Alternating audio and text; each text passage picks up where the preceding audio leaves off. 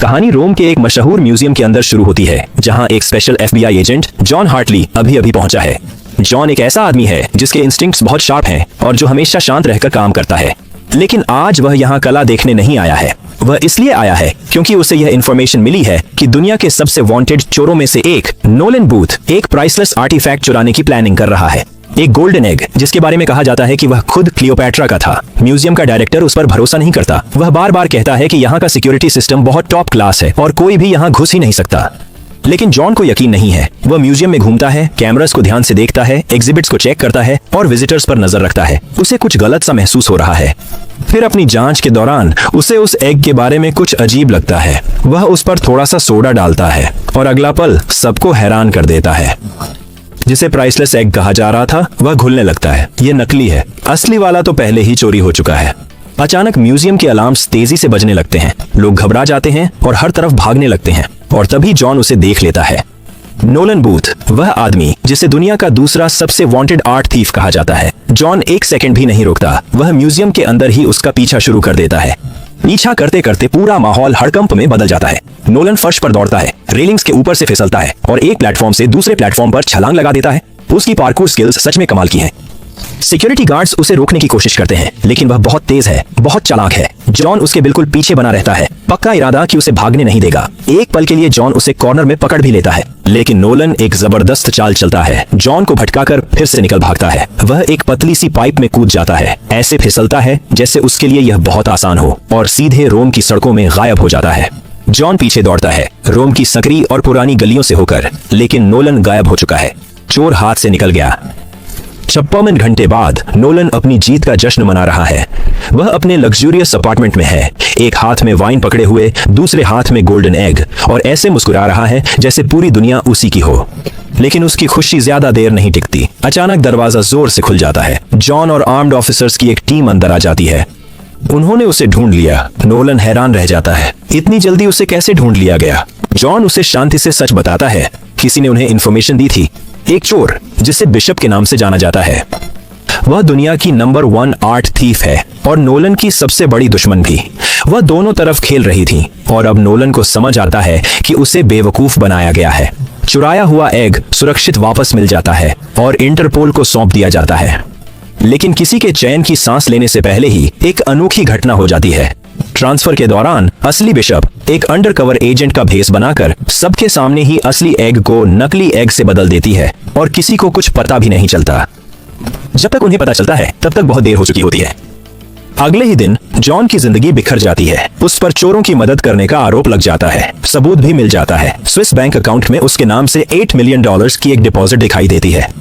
वह कसम खाता है कि वह पैसा उसका नहीं है, लेकिन कोई उसकी बात पर यकीन नहीं करता। सालों की नौकरी से बनी उसकी इज्जत एक ही पल खत्म हो जाती है। उसे गिरफ्तार कर लिया जाता है और रूस के पहाड़ों में बनी एक बेहद ठंडी मैक्सिमम सिक्योरिटी प्रिजन में भेज दिया जाता है। हालात और भी खराब तब हो जाते हैं जब उसे पता चलता है कि उसका सेलमेट कोई और नहीं बल्कि नोलन बूथ है, वही आदमी जिसे उसने जेल में डलवाया था। शुरू में दोनों एक दूसरे को बिल्कुल पसंद नहीं करते, लेकिन जल्दी ही उन्हें एहसास होता है कि उनमें एक बात तो समान है, बिशप ने दोनों को धोखा दिया है। नोलन पूरी कहानी समझाना शुरू करता है। गोल्डन एग्स सिर्फ कीमती खजाने नहीं हैं, वे एक बड़ी दौलत की चाबी हैं। एक इजिप्शियन बिलियनियर ने यह वादा किया है कि जो भी उसकी बेटी की शादी से पहले तीनों एग्स उसे दे देगा, उसे $300 मिलियन का रिवॉर्ड मिलेगा। 2 एग्स मिल चुके हैं, लेकिन तीसरे एग का पता अब तक रहस्य है। इसीलिए बिशप ने सबको धोखा दिया। वह तीनों एग्स अपने लिए चाहती हैं। कुछ ही देर बाद दोनों कैदियों को प्रिजन वार्डन से मिलने ले जाया जाता है, लेकिन वहां कुर्सी पर बैठी गार्ड की यूनिफॉर्म पहने हुई कोई और नहीं, खुद बिशप होती है। वह हल्की सी मुस्कुराती है और उन्हें एक डील ऑफर करती है। उसके पास पहले से एक एग है और वह दूसरा एग चुराने की प्लानिंग कर रही है। अगर नोलन उसे तीसरा एग ढूंढने में मदद करे तो वह उसे रिवॉर्ड का 10% देगी। नोलन गुस्से में उसकी तरफ देखता है और साफ साफ इनकार कर देता है। बिशप बिना परेशान हुए कंधे उचकाती है और बस एक बात कहकर वहां से चली जाती है, मैं तुमसे हमेशा 2 कदम आगे रहूंगी। बिशप के जाते ही जॉन नोलन पर गुस्सा हो जाता है। तुमने हमारी यहाँ से निकलने की एकमात्र चांस भी गंवा दी, वह चिल्लाता है। लेकिन जल्दी ही दोनों समझ जाते हैं कि अगर उन्हें आजादी चाहिए तो उन्हें साथ मिलकर काम करना पड़ेगा। जॉन अपनी बेगुनाही साबित करना चाहता है और बिशप को पकड़ना चाहता है। नोलन बदला लेना चाहता है और शायद वह $300 मिलियन वाला रिवॉर्ड भी। इसलिए दोनों साथ मिल जाते हैं और भागने की प्लानिंग शुरू करते हैं। उनकी योजना प्रिजन की डाइनिंग हॉल से शुरू होती है। अचानक नोलन उठकर चिल्लाता है कि जॉन एक अंडरकवर FBI एजेंट है। बाकी कैदी तुरंत उसकी तरफ देखते हैं और एक बहुत बड़ा कैदी जॉन पर टूट पड़ता है। लड़ाई शुरू हो जाती है। पूरी कैफेटेरिया में हड़कंप मच जाता है। गार्ड्स दौड़कर आते हैं और लड़ाई रोकने की कोशिश करते हैं, दोनों को पकड़कर बाहर घसीट लेते हैं। जॉन गुस्से से भरा होता है, लेकिन तभी नोलन मुस्कुराता है और उसे दिखाता है कि लड़ाई के दौरान उसने क्या चुराया है। एक गार्ड की की कार्ड मिल गई। जॉन मुस्कुराए बिना नहीं रह पाता। अब सच में लग रहा है प्लान काम कर रहा है। बाद में जब वे अगला कदम तैयार कर रहे होते हैं, नोलन जॉन को अपने पिता के बारे में बताता है। उसके पिता पुलिसमैन थे जिन्होंने कभी उसे प्यार या गर्व महसूस नहीं कराया। मुझे बस उनका ध्यान चाहिए था, नोलन कहता है। और एक कॉप का ध्यान चोर से ज्यादा किस पर जाएगा? यह बात दोनों के बीच एक अजीब सा रिश्ता बना देती है। वे एकदम उल्टे हैं, फिर भी किसी तरह एक दूसरे को समझने लगते हैं। वे सामान इकट्ठा करते हैं, सोप, टूथपेस्ट, नाइट्रिक एसिड और एक छोटा सा बॉम्ब तैयार कर लेते हैं। जैसे ही वह फटता है, प्रिजन में फिर से हड़कंप मच जाता है। गार्ड्स इधर उधर भागने लगते हैं, अलार्म्स जोर जोर से बज रहे होते हैं और दोनों उस दीवार की ढीली पत्थर वाली जगह की तरफ दौड़ते हैं जहां से एस्केप टनल शुरू होता है। वे बर्फीली दीवारों पर चढ़ते हैं जबकि ऊपर से गोलियों की बारिश हो रही होती है। एक जगह नोलन फिसल जाता है और जमी हुई दीवार से नीचे गिरने वाला होता है, लेकिन जॉन समय पर उसका हाथ पकड़ लेता है। दोनों मिलकर छत तक पहुंच जाते हैं जहां एक हेलीकॉप्टर उनका इंतजार कर रहा होता है। पास खड़ा एक गार्ड रशियन म्यूजिक के साथ गुनगुना रहा होता है। जॉन उसे बेहोश कर देता है और नोलन हेलीकॉप्टर में कूद जाता है, लेकिन उड़ने से पहले ही और गार्ड्स आ जाते हैं रॉकेट लॉन्चर्स के साथ।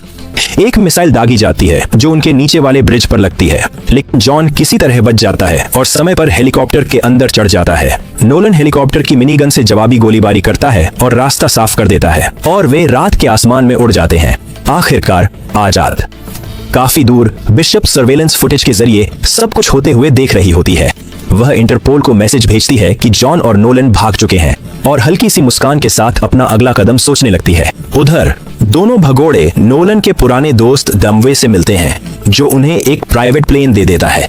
नोलन के सोर्सेस को दूसरा एग मिल चुका है। वह स्पेन में है, एक खतरनाक आर्म्स डीलर की सख्त सुरक्षा वाली मैंशन के अंदर। वह मैंशन एक किले जैसी है, दर्जनों गार्ड्स और लगभग 100 सिक्योरिटी कैमरा से घिरी हुई। एग एक टाइटेनियम वॉल्ट में रखा है जो आधा मीटर मोटा है। लेकिन नोलन के पास एक प्लान है। वे एक डीप फेक वीडियो और कुछ स्मार्ट ट्रिक्स का इस्तेमाल करेंगे ताकि पूरे सिस्टम को धोखा दे सकें। रात में आर्म्स डीलर अपने मैंशन में एक बहुत बड़ी पार्टी रखता है। अमीर मेहमान कमरों में भरे हुए हैं, म्यूजिक चल रहा है और जॉन एक अमीर मेहमान की तरह तैयार होकर भीड़ में घुल मिल जाता है, जबकि नोलन एक वेटर बनने का नाटक करता है। फिर जॉन की नजर फिर से बिशप पर पड़ती है। वो पहले की तरह ही एलिगेंट और कॉन्फिडेंट दूर से उसे देखकर मुस्कुराती है और फिर धीरे धीरे आगे बढ़ जाती है। आर्म्स डीलर स्टेज पर आकर स्पीच देने लगता है और वही डिस्ट्रैक्शन जॉन को मिल जाता है जिसकी उसे जरूरत थी। वह डीलर का फोन चुपचाप चुरा लेता है। इनमें से किसी को भी यह नहीं पता होता कि इंटरपोल एजेंट उर्वशी दास भी उसी पार्टी में है, चुपचाप पीछे खड़ी सब कुछ ध्यान से देखते हुए। नोलन जानबूझकर जॉन के कपड़ों पर वाइन गिरा देता है ताकि उसके पास बाथरूम जाने का एक बहाना हो। अंदर पहुंचकर वे डीलर के फोन को हैक करते हैं और उसका पासवर्ड चुरा लेते हैं। गार्ड की रोटेशन के बीच सिर्फ 45 सेकंड्स होते हैं। वे तेजी से कॉरिडोर से गुजरते हैं, वॉल्ट तक पहुंचते हैं और डीप फेक ट्रिक का इस्तेमाल करके उसे खोल देते हैं। अंदर प्राइसलेस आर्टिफैक्ट्स का एक बड़ा कलेक्शन रखा है और उसी के बीच चमक रहा है दूसरा गोल्डन एग। जैसे ही वे एग उठाते हैं, अलार्म जोर से बजने लगता है। सिक्योरिटी गार्ड्स हर तरफ से वहां पहुंच जाते हैं। एजेंट दास सामने आ जाती है, बंदूक उन पर तानी हुई। जॉन तुरंत रिएक्ट करता है और समय खरीदने के लिए वॉल्ट का दरवाजा जोर से बंद कर देता है, लेकिन तभी अंधेरे में से एक और आवाज सुनाई देती है। वो बिशप है। वह पहले से ही वॉल्ट के अंदर मौजूद है। अब तीनों एक छोटे से जगह में आमने सामने खड़े हैं। एक जबरदस्त लड़ाई शुरू हो जाती है, जॉन और नोलन दोनों बिशप के खिलाफ। वह बेहद तेज और सटीक हरकतों से उनके हमलों से बचती है और बिना किसी मेहनत के पलटवार करती है। तभी आर्म्स डीलर अंदर घुस आता है और सच्चाई सामने आ जाती है। वह शुरू से ही बिशप के साथ मिलकर काम कर रहा था। जॉन और नोलन दंग रह जाते हैं। वे हार जाते हैं और पकड़ लिए जाते हैं। होश आने पर वे बेसमेंट में कुर्सियों से बंधे हुए पाए जाते हैं। आर्म्स डीलर उनसे तीसरे एग का लोकेशन बताने की मांग करता है। नोलन झूठ बोलता है कि तीसरा एग कहीं इजिप्ट में छुपा हुआ है। आर्म्स डीलर को पूरा भरोसा नहीं होता, लेकिन वह और सवाल नहीं करता। फिर बिशप अंदर आती है जैसे वह डीलर के साथ जीत का जश्न मना रही हो।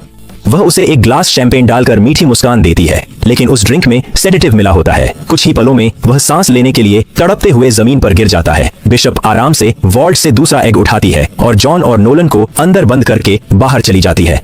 जब आर्म्स डीलर को होश आता है तो वह गुस्से से पागल हो जाता है। वह अंधेधुंध गोली चलाने लगता है। इन्हीं गोलियों में से एक जॉन और नोलन को बांधने वाली रस्सी पर लगती है और वे दोनों आजाद हो जाते हैं।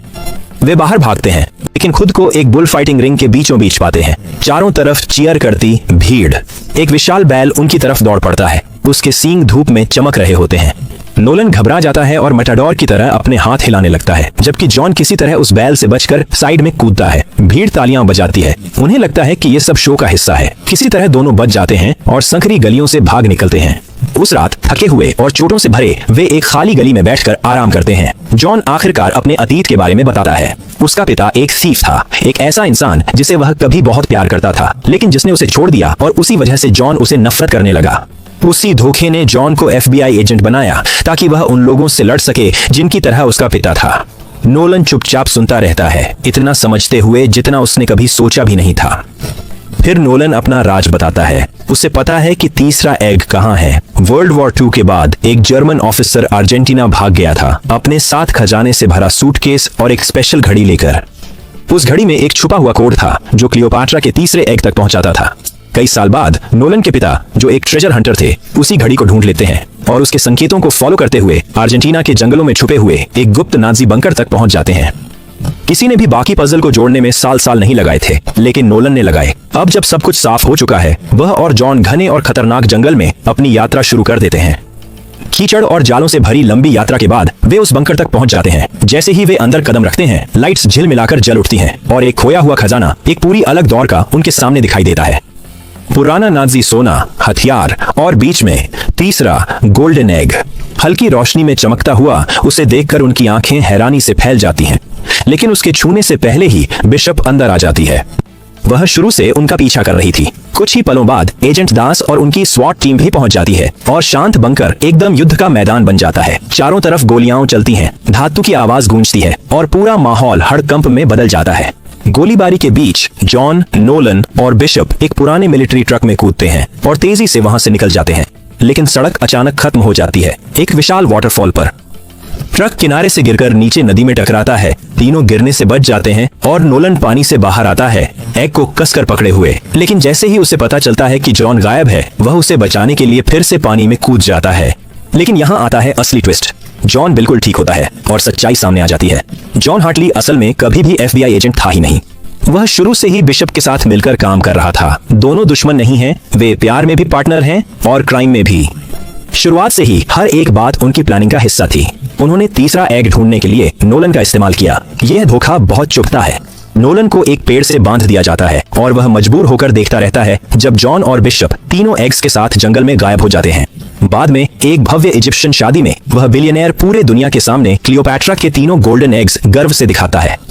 मेहमान तालियां बजा रहे होते हैं, लेकिन अचानक इंटरपोल एजेंट्स अंदर घुस आते हैं। एजेंट दास की अगुवाई में वे तीनों एग्स जब्त कर लेते हैं, बिलियनेयर को गिरफ्तार कर लेते हैं और यहाँ तक कि दुल्हन को भी हिरासत में ले लेते हैं। म्यूजिक रुक जाता है, उसकी जगह चीखें और हड़कंप ले लेते हैं।